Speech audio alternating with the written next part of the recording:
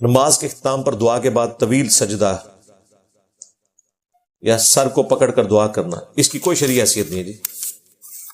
بس دعا کریں آپ، بے شک ہاتھ اٹھا کے کریں، اور سجدے میں دعا کرنی ہے تو نماز کے سجدے میں دعا کریں.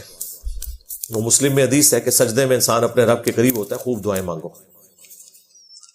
کیا زندہ انسان قبر کے عذاب کو دیکھ سکتا ہے؟ جیسا کہ میرے بہت سے ملنے والے کہتے ہیں کہ زندہ لوگ سانپ وغیرہ دیکھ سکتے ہیں، وہ یوٹیوب کی فلموں میں ہی دیکھتے ہیں، اوریجنلی کوئی نہیں ہوتا ہے.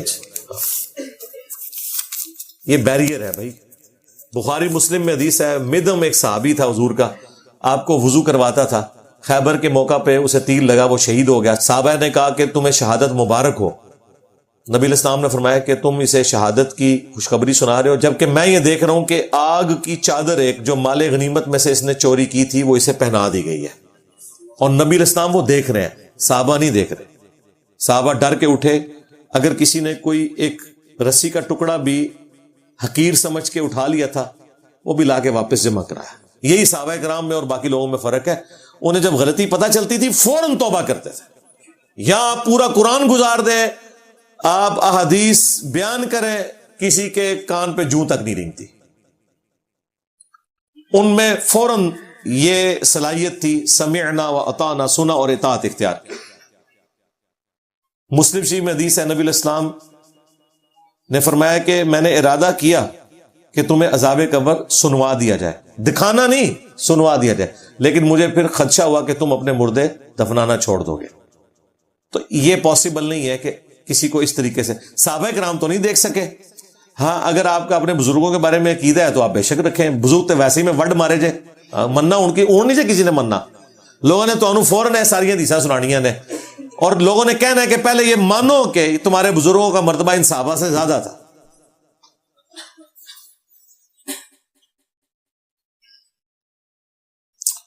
آپ جو بابوں کو پوائنٹ آؤٹ کر کے تنقید کا نشانہ بناتے ہیں، آپ کو نہیں لگتا کہ ان میں سے کچھ ٹھیک ہوں گے جس کی وجہ سے آپ کی قیامت کے روز پکڑ ہو سکتی ہے؟ بھئی کون سا ان میں سے ٹھیک ہے جسے میں نے ٹارگٹ کیا ہے، تو جس کے بارے میں آپ کو یقین ہے کہ یہ ہو سکتا ہے تو ہمیں بتا دیں. دوسری بات، ہم نے کسی بابے کو نہیں کہا، بابے کے عقائد و نظریات کو کہا ہے. ہاں اس میں ایک چیز ہو سکتی تھی کہ جس طرح ہم حضرت عیسیٰ کا دفاع کرتے ہیں، اگرچہ کرسچنز انہیں خدا کا بیٹا کہتے ہیں، لیکن ہم کہتے ہیں کرسچنز تم جھوٹے ہو، حضرت عیسیٰ ایسے نہیں تھے. یہ ہم ان کے بابوں کے لیے وکالت کیوں نہیں کرتے؟ اس لیے نہیں کرتے میرے بھائی کہ عیسیٰ ابن مریم کے پیچھے قرآن کھڑا ہے، ان بابوں کے پیچھے ایک اور بابا کھڑا ہوا ہے، قرآن و حدیث کو نہیں کھڑا ہوا. اس طرح کے جو بابے ہیں ان کا ہم دفاع کرتے ہیں. آپ حضرت ابو بکر، عمر، عثمان و علی کی طرف غلط چیز منسوب کریں گے، ہم کہیں گے یہ جھوٹ ہے، وہ ایسے نہیں تھے. یا اگر ان میں کوئی کمزوری نکلی ہم بتائیں گے یہ وقتی کمزوری تھی، لیکن الٹیمیٹلی یہ ہوا. آپ ان کے بارے میں بکواس نہ کریں. کیوں؟ ان کے پیچھے قرآن و سنت کھڑے ہوئے ہیں.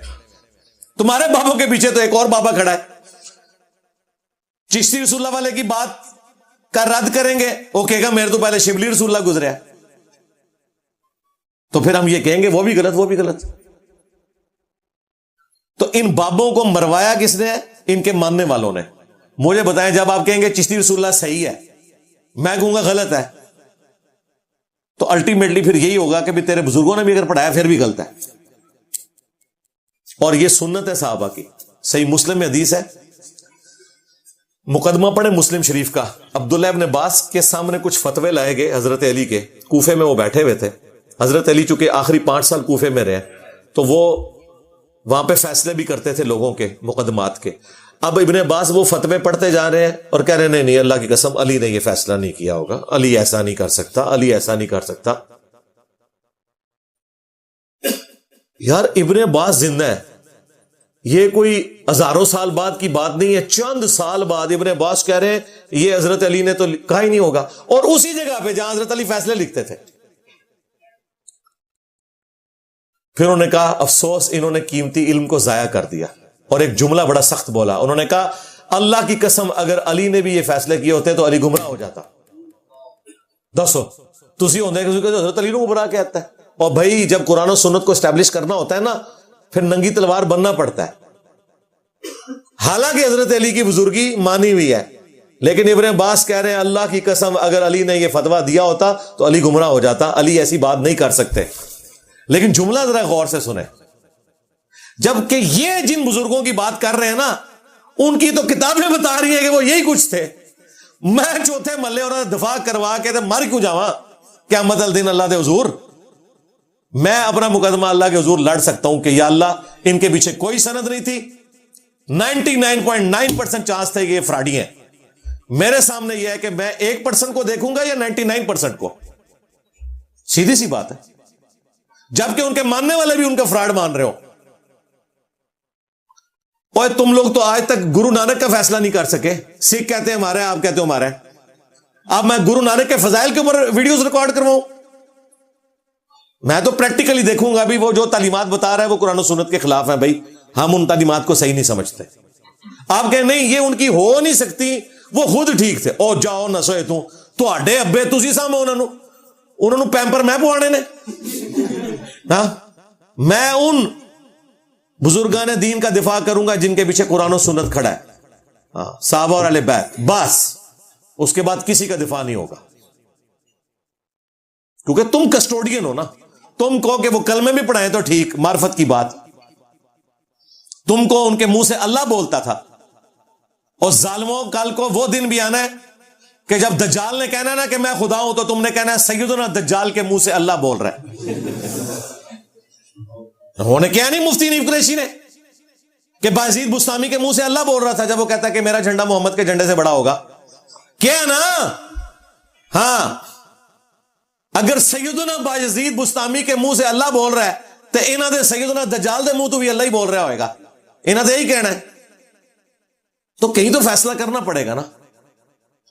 تو یہ بزرگ صحیح نکلے یا خراب؟ ویسے یہ آپ کہیں مجھے 100% یقین ہے ان بزرگوں کا کوئی لینا دینا نہیں ہے دین کی تعلیمات کے ساتھ، کوئی اکا دکا دانا بچو صحیح ہو سکتا ہے، ہاں باقی زیادہ تر یہی کچھ دے، بالکل یہی کچھ ہے۔ دیکھیں وہ کس طرح اس نے دفاع کیا ہے ڈاکٹر طلب قادری صاحب نے، ٹھیک ہے، کیسے ہوشیار ہیں، ان کے کفر بھی نہیں بولتے ویڈیو میں، کہتے ہیں وہ جو باتیں ان کی طرف مشہور ہیں، بولنا وہ جو بکواسیات ہیں ایک ایک بتانا، یہ بکواس یہ بکواس یہ بکواس، یہ پتہ کیوں نہیں بولتے؟ انہیں خطرہ ہے کہ اگر ہم نے وہ بکواس گنوائے نا تو کل کو ہمارے فرقے کے لوگ کہیں گے کہ اے قادری صاحب اے گلاں تے ٹھیک سن، لیکن جڑی اے گل ہے تے معرفت دی سی اینوں تسی کیوں کہہ کہ بکواس ہے؟ یہ وجہ ہے وہ بولتے نہیں ہے، کیونکہ پرانے سارے دفاع کر کے گئے ہوئے ہیں۔ تو اب کیسا انہوں نے وہ گرے ایریا تلاش کر لیا کہ جو ان کی طرف غلط باتیں منسوب ہیں، بول کیڑیاں نے وہ جو تھی میں نے ایک ایک ثابت کی ہے کہ جن کتابوں کو تو مانتا ہے نا اس میں بھی وہ لکھی ہوئی ہیں۔ ایک ان کا وہ چھوٹا سا اسٹوڈنٹ ہے، وہ سامنے آیا کہتا ہے انجینئر صاحب نے کہہ دیا شیم آن یو، وہ تو بڑا ہلکا جملہ بولے میں، مجھے تو اس سے بڑا کوئی قنوت نازلہ پڑھنی چاہیے تھی کہ تو کہہ رہا ہے میں 1971 میں اس رزلٹ پہ پہنچ گیا تھا کہ یہ کتاب بکواس ہے، ٹھیک ہے، 52 سال تک کونیا گونگا شیطان تو بنا رہا، لاکھوں لوگوں کا عقیدہ توحید خراب ہوتا رہا، اور تو کہہ رہا ہے کہ میں خود سنتا ہوں کہ ممبروں سے لوگ یہ بیان کرتے ہیں۔ 52 سال تجھے شرم نہیں آئی ہے کہ تو اگر 52 سال تو نے یہ راگ لاپا ہوتا نا جو اپنے بزرگوں کے تو دفاع کرتا ہے نا، تو نے اگر اللہ کا 52 سال دفاع کیا ہوتا آج توحید ہوتی یہاں پہ۔ تو کلبازیوں والی رابعہ بصریہ کا دفاع کرتا رہا، جمناسٹک کی پلیئر، ورلڈ ریکارڈ ہولڈر، آج تک ورلڈ ریکارڈ کسی نے بنایا کہ 7 سال تک اینج کرتا رہا ہوئے۔ اے ریکارڈ جڑا دیکھو مسلمان کہتے ہیں مسلمانوں نے کچھ نہیں، مسلمانوں کو بڑے بڑے بڑے ریکارڈ تھے، رابعہ بصریہ کا ریکارڈ یہ آپ کے پاس ہے۔ مسلمانوں مبارک ہو آپ کو کہ آپ کی وہ رابعہ بصریہ تھی جو 7 سال تک لڑکتی ہوئی تہمت پہنی ہوئی بے حیائی کی حالت میں کعبے حج کرنے کے لیے گئی، نال دسیا کر انہیں انڈر ویئر پہ آیا سی تھلے جدو لڑک رہی سی، ہاں خالی توتی نہیں سی، پورا کلیئر کریں گا کیونکہ یہ قرآن و سنت کا تم نے جو جنازہ نکالا ہے پھر تم کلیریفائی کرو گے۔ اور مسلسل 7 سال لڑکتی رہی، اس دوران نہ اس نے پیشاب کیا، نہ اس نے کھانا کھایا، نہ اس نے نماز پڑھی، کیونکہ وہ مسلسل لڑکتی رہی ہے۔ یہ اینڈ پہ ہم پوچھیں گے کہ یہ وہ کس نبی کی ماننے والی تھی؟ نبی اور ان کے صحابہ تو اس طریقے سے لڑک کے نہیں جاتے تھے حج عمرہ کرنے کے لیے۔ پھر اس سے بڑا جھوٹ کہ جی کعبہ استقبال کے لیے آ گیا جی اتھے۔ اور ظالموں صلح حدیبیہ کے موقع پر صحابہ کرام اور رسول اللہ کے درمیان تلخ کلامی ہو گئی ہے، حضرت عمر سے بدتمیزی ہو گئی، پوری زندگی روتے تھے کہ مجھے حضور سے اس طریقے سے گفتگو نہیں کرنی چاہیے تھی. بخاری مسلم اٹھا کے دیکھو، اس بات پہ کہ حضور نے کہا کہ آپ واپس چلیں گے، معاہدہ کر لیا. حضرت عمر نے کہا ہم سچے ہیں جب تو ہم جائیں گے آگے. اس سے بڑا کوئی موقع تھا کہ کعبہ رسول اللہ کے قدموں میں حاضر ہو جاتا. ان کا تو یہ کہتا ہے نا کہ بزرگوں کی زیارت کے لیے آتا ہے، یہ ہوتا ہے وہ ہوتا ہے. رابعہ بصریہ کے لیے آ گیا، حضرت ابوبکر عمر عثمان و علی اور سب سے بڑھ کر رسول اللہ کے لیے تو نہیں آیا حدیبیہ کے موقع پہ کعبہ. تو اب ہمارا دماغ خراب ہے کہ ان لوگوں کا دفاع کریں. میں یہ کہتا ہوں کہ بڑا آسان طریقہ، جسے یہ یقین ہے نا کہ یہ لوگ ٹھیک تھے، وہ یہ دعا کیا کرے کہ قیامت والے دن جو ان کے ساتھ ہونی ہے وہی آپ کے ساتھ ہو. میں کہتا ہوں قیامت والے دن میرے ساتھ وہ کچھ نہ ہو جو ان کے ساتھ ہونا ہے، میرے ساتھ وہ کچھ ہو جو صحابہ اور اہل بیت کے ساتھ ہونا ہے. بس یہ میری دعا ہے. اب اگر اتنا اعتماد ہونا تو جڑیں بڑھو.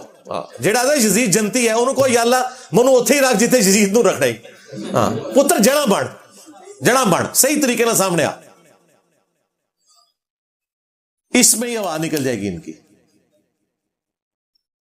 اور میں آپ کو بتاؤں یہ لوگ نجی محفلوں میں ایک ایک چیز مانتے ہیں، مناظروں میں آگے دفاع کرنا شروع کر دیتے ہیں.